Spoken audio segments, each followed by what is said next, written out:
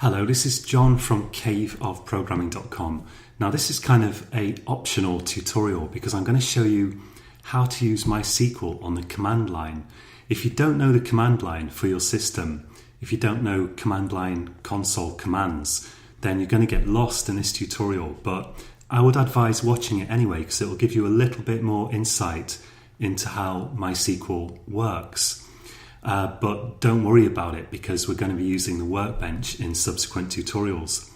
So now that I've installed MySQL and I've made sure that it's stopped, it's not started at the moment, I'm going to go to Terminal on my Mac. So Windows has a Windows console, and of course you have a terminal in whatever version of Linux you're using as well. Now my MySQL is actually installed. I tracked it down to the following directory. This is just for my particular system. I'm going to go to /user local MySQL, and of course on Windows the commands that you see here are going to be different. So you could either learn Windows console commands or just skip this tutorial. As I say, let's go to that directory. Here's my actual MySQL installation. Now if we go to bin here, we'll see there are lots of programs in there, and there are two really important ones. One is called MySQL D, and that's the actual server program. It's your actual database itself. So we could start that from a command line. If we added this directory, the directory I'm in, to the path environment variable, and again, if you Google for how to do that, for example, Windows 7 path environment variable, or Linux add to path environment variable, then you could add that directory there, and then you'd be able to type these commands, these programs that you see here, from any location in your terminal. Otherwise you're going to have to change to this directory before you can run these. So let's try and run the MySQL server on the command line. So to do that, on a Mac and probably on Windows, I have to use the sudo command to run this as admin. And again, this is not going to apply to Windows. Let's run sudo./MySQL D, and I'm going to specify -u root. This specifies use the root user, which is the kind of default user for MySQL.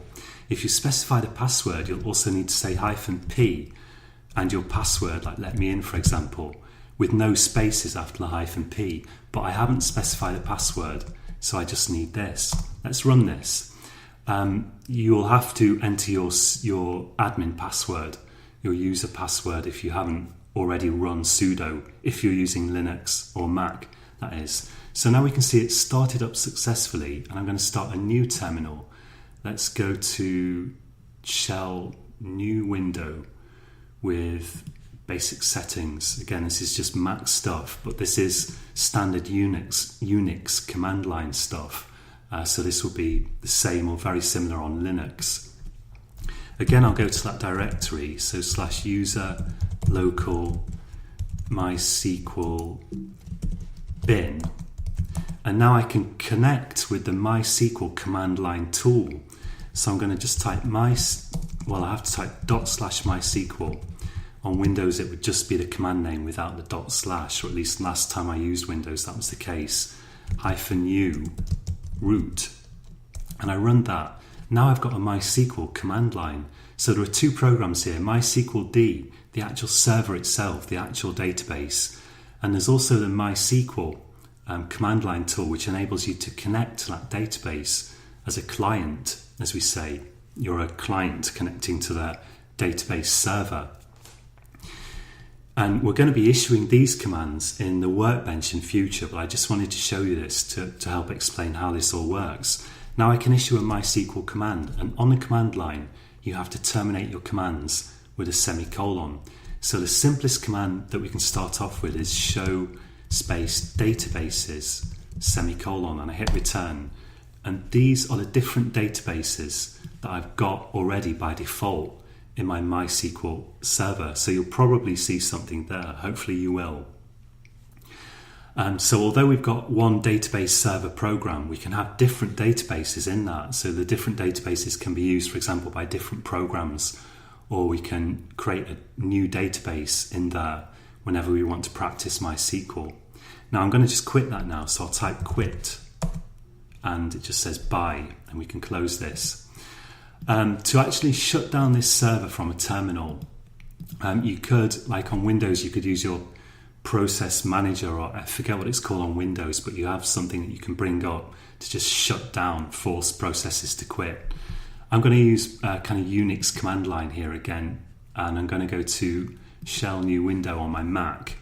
And so this, if you're not familiar with this, don't worry at all, but I'm going to type ps-ef to give me a list of processes in Unix, and I can then actually modify that by saying a pipe character and then saying grep MySQL, and that will narrow down the list of processes in a Unix type system to show you which ones are running that have MySQL in the name. So if I do that, we can see that MySQLd is running here, and that's the process ID 857. So I'm going to say sudo to run as admin kill 857, and we've hopefully shut it down. Well, it doesn't look very shut down, so let's try this. Yeah, I think actually we need this one here, 909. Let's try that. The first one was the actual thing that I'm typing now. Let's run that. And with a bit of luck, yeah, it's shut down. So if you do try this and you get lost and you have terrible problems shutting it down, the thing to do would be just restart your computer. Hopefully after that it will work as normal. And I will repeat my advice that if you do get into any difficulties with this, you can't resolve them, don't be afraid to Google it. It varies from system to system what you'll have to do, but someone will have run into the error almost certainly that you're encountering, and you can find that usually via Google searches. So this all looks good, and in the next tutorial we're going to connect via the MySQL workbench instead of via the MySQL client, and we're going to start issuing commands. So until next time, happy coding.